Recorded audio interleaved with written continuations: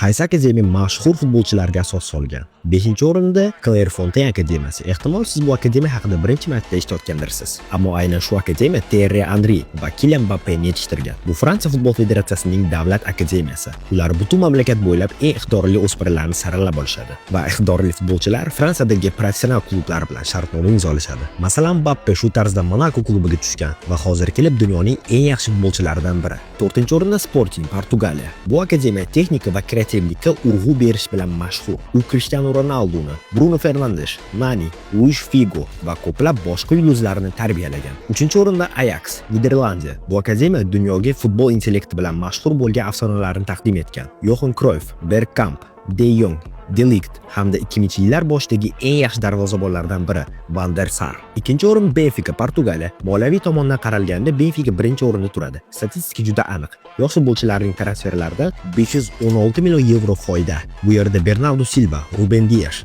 Joao Felix, Cancelo va braziliyalik darvozabon Ederson yetishib chiqqan. 1-o'rinni bilishdan oldin ushbu videoga like bosing hamda Futbol Tash Instagramiga obuna bo'ling. Va shu kutilgan 1-o'rin La Masia Barcelona. Bu mutlaq yetakchi Messi, Xavi, Iniesta, Busquets, Puyol, Pique, hozirgi avlod Yamal, Gavi, Balde va boshqalar. Barselona akademiyasi yuqoridagi barcha akademiyalarni birlashtirgan kuchga ega va uning haqiqatdan ham buyuk akademiyaga aylantiradi.